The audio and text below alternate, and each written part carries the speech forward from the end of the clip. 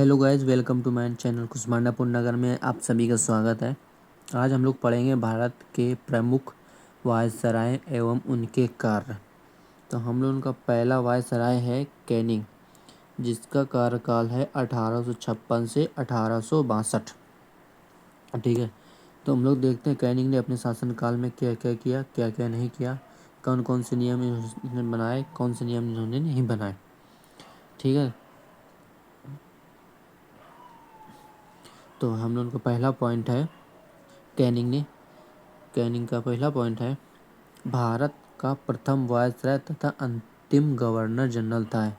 ठीक है, कैनिंग भारत का प्रथम वायसराय तथा अंतिम गवर्नर जनरल था। ठीक है, कैनिंग के कार्यकाल में 1857 की क्रांति हुई। ठीक है, 1857 की क्रांति किसके कार्यकाल में हुई? कैनिंग के कार्यकाल में हुई। कैनिंग ने वर्ष 1861 में उच्च न्यायालय अधिनियम बनाया गया। कैनिंग के शासनकाल में 1861 में उच्च न्यायालय अधिनियम बनाया गया।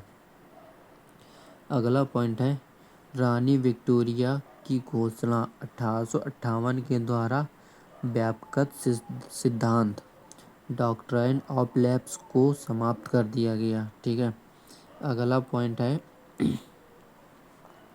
विधवा पुनर्विवाह अधिनियम 1856। अगला पॉइंट है महालेखक परीक्षक के पद की स्थापना वर्ष 1858 में हुई।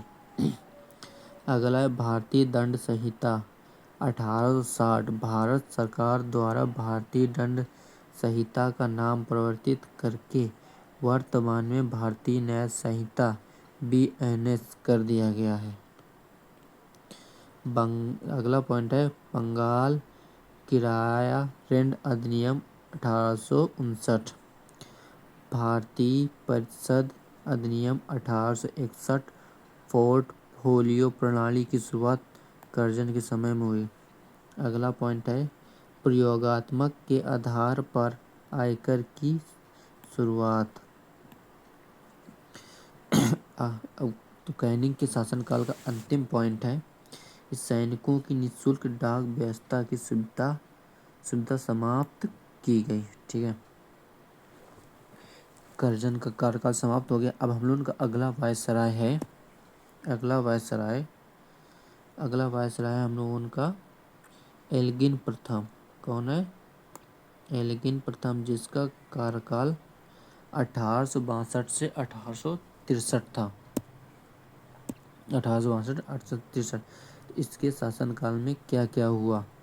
इनके शासनकाल में वहाबी आंदोलन का दमन किया गया। ठीक है, अगला पॉइंट है वर्ष 1862 में बम्बई, कोलकाता और मद्रास की स्थापना हुई। कुछ स्रोतों में 1865 बताया गया है। ठीक है, लेकिन अगला वायसराय हम लोगों का है जॉन लॉरेंस, जिनका कार्यकाल 1864 से 1869 है। ठीक है, तो देखते हैं जॉन लॉरेंस के कार्यकाल में कौन कौन सी कार्यवाही की गई। ठीक है, तो इनके समय में भूटान युद्ध 1865 का हुआ। फिर भारत और इंग्लैंड के बीच समुद्री टेलीग्राफ सेवा का प्रारंभ किया गया। अगला पॉइंट है हेनरी कैंपबेल की अध्यक्षता में अकाल समिति का गठन उड़ीसा में किया गया। ठीक है, अगला पॉइंट है 1866 में इलाहाबाद में हाई कोर्ट की स्थापना की गई। ठीक है, हम लोग का अगला वायसराय है मेयो का शासनकाल 1869 से 1872 है। ठीक है, अब मेयो के कार्यकाल में कौन कौन सी कार्रवाई हुई हम लोग देखते हैं। तो मेयो प्रथम भारतीय गवर्नर जनरल था, जिसकी हत्या उसके ऑफिस में एक अफगान शेर अली द्वारा अंडमान द्वीप में की गई थी। ठीक है, अगला पॉइंट है भारतीय युवराजों के अध्ययन के लिए अजमेर में मेयो कॉलेज की स्थापना की गई। अगला है भारत के सांख्यिकी सर्वेक्षण विभाग की स्थापना की गई। अगला है कृषि और वाणिज्य विभाग का गठन 1872 में किया गया। अगला है 1872 में भारत की प्रथम जनगणना की गई तथा राज्य रेल प्रणाली की शुरुआत मेयो के शासनकाल में ही की गई। ठीक है, तो हम लोगों का अगला वायसराय है लिटन। अगला वायसराय कौन है? अगला वायसराय हम लोगों का लिटन है। लिटन का कार्यकाल 1876 से 1880 है। ठीक है, तो लिटन के कार्यकाल में क्या क्या हुआ पढ़ते हैं। लिटन के कार्यकाल में रॉयल टाइटल अधिनियम 1876 लिटन के शासनकाल में आया। लिटन के कार्यकाल में वर्नाकुलर प्रेस एक्ट 1878, शास्त्र अधिनियम 1878। अगला है दूसरा अफगान युद्ध 1878 से 1880 के बीच में लड़ा गया। ठीक है, अगला है 1878 ईस्वी में पहली बार रिचर्ड स्ट्रैची की अध्यक्षता में अकाल आयोग की नियुक्ति की गई। अगला है क्वीन विक्टोरिया ने दिल्ली दरबार 1870 ईस्वी में कैसरे ए हिंद की उपाधि धारण की। अगला पॉइंट है लंदन में आयोजित होने वाली सिविल सेवा परीक्षा के लिए आहार्यक आयु 21 वर्ष से घटाकर 19 वर्ष कर दी गई। ठीक है, अगला हम लोग का वायसराय है। अगला वायसराय है रिपेन। रिपेन का कार्यकाल 1880 से 1884 है। तो रिपेन के कार्यकाल में कौन सी कार्यवाही की गई उनके बारे में पढ़ते हैं आज हम लोग।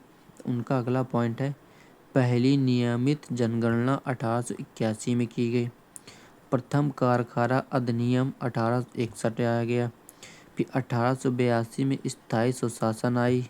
फिर इल्बर्ट बिल विवाद 1883 से 1884 आया। फिर स्थानीय स्वशासन के जनक रिपेन को कहा जाता है। रिपेन के कार्यकाल में फ्लोरेंस नाइटिंगेल द्वारा भारत का उद्धारक उपाधि से रिपेन को सम्मानित किया गया।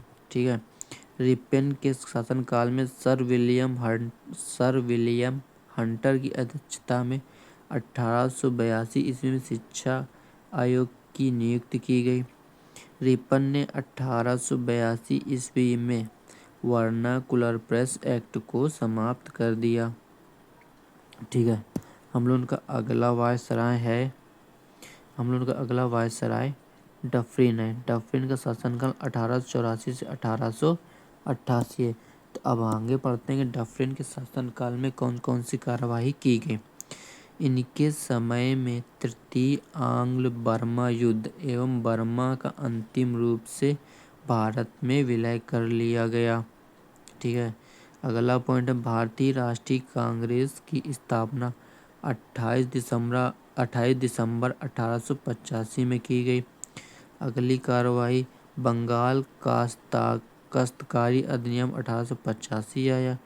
डफरिन ने कांग्रेस को मुट्ठी भर लोगों का प्रतिनिधित्व करने वाली संस्था कहा तथा इसके समय 1887 ईस्वी में इलाहाबाद विश्वविद्यालय की स्थापना की गई। ठीक है, तो हम लोगों का अगला वायसराय और लास्ट वायसराय है हम लोगों का लैंसडाउन। बाकी के वायसराय हम कल के नेक्स्ट क्लास में करेंगे। ठीक है, तो लैंसडाउन का शासनकाल 1888 से 1894 है। तो इनके शासनकाल में क्या क्या हुआ। इनके शासनकाल डूरंड आयोग की नियुक्ति और भारत अब पाकिस्तान और अफगानिस्तान के बीच डूरंड रेखा का निर्धारण किया गया। ठीक है, अगला पॉइंट है भारत में पहली बार अप्रत्यक्ष निर्वाचन सिद्धांत को प्रारंभ किया गया तथा लास्ट पॉइंट है द्वितीय कारखाना अधिनियम 1891 लागू हुआ। ठीक है, तो आज हम लोगों की क्लास कैसी लगी आप लोगों को। अगर आप लोगों को मेरी क्लास अच्छी लगी हो, पसंद आई है, तो आप मेरे चैनल को लाइक करें, सब्सक्राइब करें और शेयर करें। जो भी मेरे चैनल में कोई गलती मिस्टेक हो गई आप कमेंट करके बताएं, तो हम अपनी इन गलतियों को अगले वीडियो में सुधार लेंगे। धन्यवाद। Thank you. जय हिंद, जय भारत।